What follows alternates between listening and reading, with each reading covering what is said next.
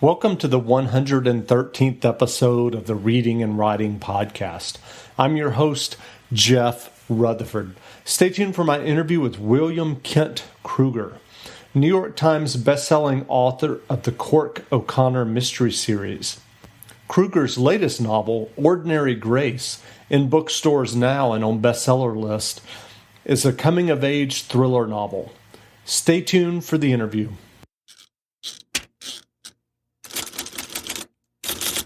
Welcome back to the Reading and Writing Podcast. My guest today is William Kent Krueger.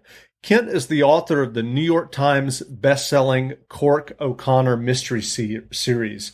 However, Kent's latest book, Ordinary Grace, is a standalone novel that has just been published. Kent, welcome to the podcast. Thank you for having me, Jeff. It's a pleasure to be here. Sure. Well, as we get started, I wonder if you could read the prologue of your new novel, Ordinary Grace.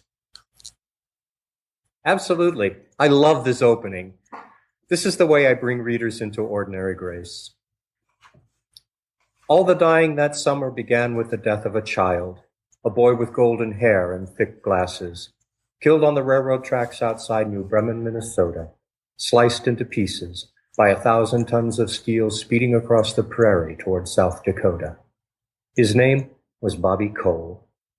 He was a sweet-looking kid, and by that I mean he had eyes that seemed full of dreaming, and he wore a half-smile as if he was just about to understand something you'd spent an hour trying to explain to him. I should have known him better, been a better friend. He lived not far from my house, and we were the same age.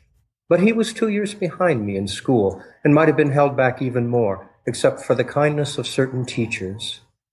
He was a small kid, a simple child, no match at all for the diesel-fed drive of a Union Pacific locomotive.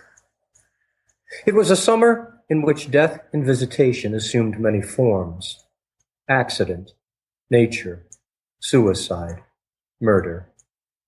You might think I remember that summer as tragic, and I do, but not completely so. My father used to quote the Greek playwright Aeschylus: "He who learns must suffer, and even in our sleep, pain which cannot forget falls drop by drop upon the heart, until in our own despair, against our will, comes wisdom through the awful grace of God." In the end, maybe that's what the summer was about. I was no older than Bobby and didn't understand such things then. I've come 4 decades since, but I'm not sure that even now I fully understand. I still spend a lot of time thinking about the events of that summer, about the terrible price of wisdom, the awful grace of God. Great. Well, thanks for reading that. That's a very powerful opening and prologue. And as I said at the outset, Ordinary Grace is a departure from your Cork O'Connor mysteries. Can you describe Ordinary Grace for those listeners who haven't heard about the novel yet? Sure. Briefly, this is the skinny. Ordinary Grace takes place in the summer of 1961. It's set in a small town deep in the very beautiful Minnesota River Valley. It's the story of a Methodist minister whose beloved child is murdered.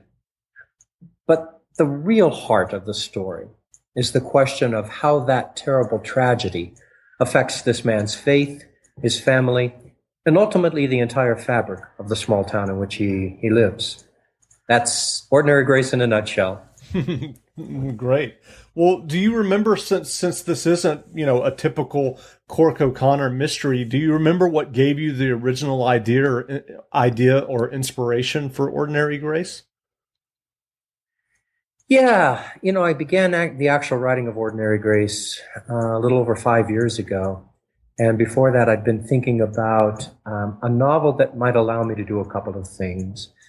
I wanted to evoke that time in my own life when I was 12 or 13 years old. I don't know how it is for women, but for men, that's a particularly poignant period in our lives. It's a threshold for us. We stand there with one foot still in childhood and the other foot kind of poised to step into manhood, but we're not quite there yet. And so for me, the summer that I was 13 years old was just a phenomenal summer. And I remember it very well. I remember so many of the details. So sort of selfishly and nostalgically, I wanted to evoke that time. The other thing I wanted to do was to speak a little more, at a little more length and a little more deeply about another issue that's always been with me and really a part of the Cork O'Connor series for anyone who knows the series. And that's the whole question of the spiritual journey. And when I finally was able to visualize the narrator, Frank Drum, this 13-year-old kid, and the situation of his family and the town itself, the whole story just fell into place for me. And the writing then, from that point forward, was really quite simple, actually. It was one of the most pleasurable pieces of writing I've ever been involved in. That's great. Well, given that as you just described, the setting, the time period, and backdrop of the novel came so directly from your own life as a 13-year-old boy, was it different for you writing Ordinary Grace than some of your other novels? Oh, absolutely. The Cork O'Connor novels are at heart mysteries, and the mystery is a very taut construction. Everything depends on everything else, and every scene in the story really has to somehow move the narrative forward and point directly toward the heart of the mystery, which typically is who did something and why they did it. Ordinary Grace was really different for me in that it was a very relaxed form of storytelling. I let the characters unfold first. Really, took a long time to introduce the readers to the Drum family and the town of New Bremen and the whole situation there, that particular period in time, like the summer of 1961, the things that were going on. I really wanted the reader to feel like they were there, like they were listening to somebody tell them this story, somebody who'd been there tell them this story. And then about halfway through the novel, the death that is really at the heart of the story takes place. Very different from a mystery where pretty much typically the murder or whatever happens has to come very close to the beginning of the story. Sure. Well, now that you've written Ordinary Grace, and I know you're about to go on a pretty extensive book tour in support of the novel, do you have ideas for other standalone novels that you think about writing? Oh, absolutely. I'm, in fact, currently at work on what I think of as a sister novel to Ordinary Grace. Sister in that it also takes place in southern Minnesota. The Cork O'Connor series is set pretty much entirely in northern Minnesota, the Great North Woods. So I'm taking the reader back to southern Minnesota, where Ordinary Grace takes place, to a town called Jewell, and the novel is called This Tender Land. This Tender Land, and it's really the story of the people of southern Minnesota, how the land shapes them and how they shape the land, and the extent that people go to hold on to those things that are of value to them. The things they're willing to die for and the things they're willing to kill for. Great. Well, are you also working or thinking about another Cork O'Connor novel? Well, I have one already finished, and it's due for publication in August. It's called Tamarack County, and I think it's pretty good. I'm really happy with it as a part of the series. We just negotiated a contract with my publisher that includes This Tender Land and 2 more Cork O'Connor novels. I'm currently plotting out the first of the Cork O'Connor novels for that contract. It's a novel that I believe will be titled Wendigo Island, and it will deal significantly with the sex trafficking of vulnerable Native women in Minnesota. That sounds interesting. So I'm curious about your own path to publication originally with that first Cork O'Connor novel. Had you, prior to having that book accepted for publication and writing it, had you written before? What was your interest in writing? Have you always been writing, when you were younger? What was that process like for you? Yeah, I've always written. I had parents, Jeff, who read to me from a very early age. When I was a kid, I never went to bed at night. I never went down for a nap without a story being read to me. So I grew up thinking of the world in terms of stories. And for whatever reason, I always wanted to be one of the storytellers. So I've always written.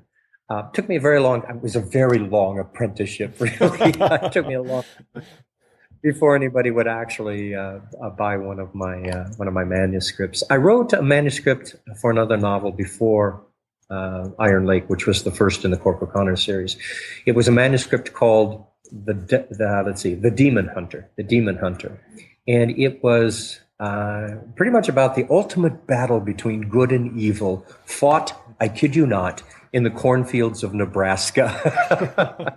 I sent that manuscript to an agent in New York City who had indicated an interest in it, and she wrote me back a letter basically saying it was about the worst piece of fiction she'd ever read. And, she was right. It was an awful piece. But I was kind of devastated as a result of that whole situation. And for almost 2 years, I didn't write a word. Then I decided I was going to try my hand at mysteries, and Iron Lake was the result. That's great. And so your apprenticeship, were you writing short stories as well as trying your hand at novels? Yeah, I tried my hand first at freelance journalism and absolutely hated that. I hated the way the editing process took place. I've always written short stories, and prior to Iron Lake, I'd had a number of those published, won a few awards with them, that kind of a thing. But Iron Lake then was the first long piece that I had published. Gotcha. And given your success now with your Cork O'Connor series and now Ordinary Grace, what advice would you have for someone who's an aspiring writer and would like to have their own fiction published? Well, when I teach writing, this is the first thing I tell my students when they come into the class. If you're here hoping to get rich and famous from your writing, you're probably going to be disappointed. But if you're here because writing is what you love to do, because it's the passion of your heart, then I can almost guarantee an entirely different experience.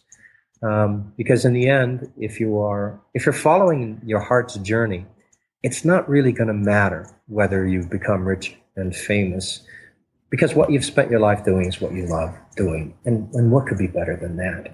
Now, that said, everybody hopes that at the end of the journey is publication. And the only advice I can give to aspiring writers is simply this: be persistent. Don't let rejection, when it comes, and it will come, don't let it throw you. Just hang in there, and if you believe in yourself enough and you believe that what you're writing is the best writing you can do, I believe good things are going to happen. That's great. Well, going back to Ordinary Grace for a moment, obviously, as we discussed, this is somewhat of a poignant kind of coming of age story. Given that you are a big reader and voracious reader yourself, I'm curious if there are other coming of age novels that you have loved over the years and that you go back to, or that still kind of come up in your mind as being great stories or great novels. Absolutely. The first one that comes to mind, of course, for everybody, is To Kill a Mockingbird. It's probably my favorite American novel. So beautifully written, and the narrative voice, the voice of Jem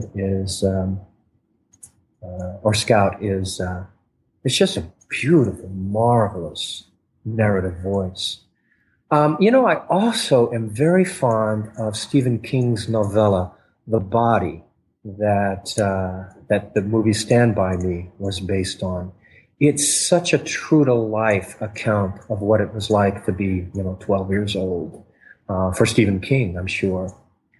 Periodically, I'll go back and I reread Catcher in the Rye. So several of the coming-of-age novels are big on my list. Sure. And you mentioned earlier that you personally kind of really vividly remember your when you were 13 years old, and that summer when you were 13 years old. I'm just curious, were you keeping any kind of journal or diary at that time in your life, or is it just a strong memory for you? Yeah, I think that's one of the reasons I'm a writer is that I remember a lot, and I remember pretty vividly. And what I don't remember, I'm able to imagine quite well. So yeah, I used a lot of specific memories of that period of my life, and I also imagine a great deal. Gotcha. So where can people find you online if they're interested in learning more about you and Ordinary Grace and your Cork O'Connor novels? Well, I have a website, doesn't every author? My website is www.williamkentkrueger.com. Not hard to remember. I also have an author page on Facebook. You can find me on Twitter. So I'm kind of all over the place. Great. And I'll have links to his website in the show notes as well, so you can check that out. That's all the questions that I had. Did you have anything that we didn't cover that you would want to mention? No, you did a great job, Jeff. Thank you very much. Thank you. Well, again, we've been speaking with William Kent Krueger. His new novel, this coming-of-age novel that we've been discussing, Ordinary Grace, is available in bookstores now, so definitely check it out. And Kent, thanks for doing the interview. Thanks for having me, Jeff. Thanks. Good luck on your book tour. Thanks very much.